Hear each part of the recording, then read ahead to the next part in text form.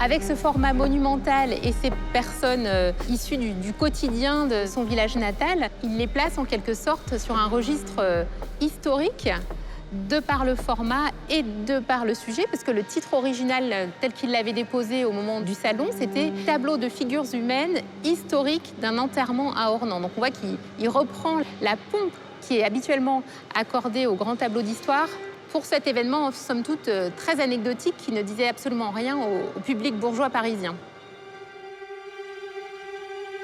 À l'époque, le tableau a créé un grand scandale. C'est un des tableaux les plus commentés d'ailleurs du salon.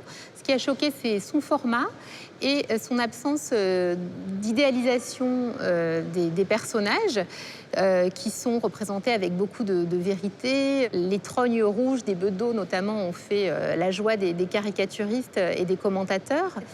Et quelque part, cette égalitarisme, pour reprendre les termes de l'époque, de la composition qui met sur le même pied que les grands bourgeois toutes ces figures issues du monde paysan et du monde de la campagne. Les grands formats étaient réservés au XIXe siècle à ce qu'on appelait la peinture d'histoire, c'est-à-dire les sujets tirés de la mythologie ou de l'histoire, de la religion, et absolument pas à ce qu'on appelait alors des scènes de genre. Donc en fait, Courbet accorde le format d'une peinture d'histoire à une scène de genre. Et ce tableau est aussi très important dans la façon dont Courbet conçoit la visibilité de ses œuvres, donc par son format d'une part, qui voulait vraiment être vu par tout le monde et partout.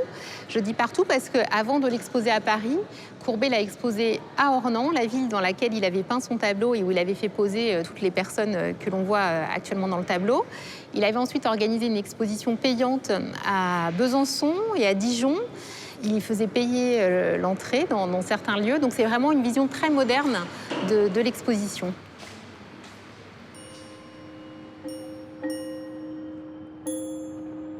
Peut-être qu'entre Ming et Courbet, les deux artistes partagent une virtuosité commune, une grande science picturale, ce travail sur les noirs aussi, là, qui est très présent dans un enterrement à Ornans, ce goût pour les grands formats et ce lien aussi avec la Franche-Comté, la Bourgogne. Je sais que c'est une région très chère à Ming, où il vit d'ailleurs. Et voilà, cet intérêt aussi pour tous les sujets et avant tout pour la figure humaine.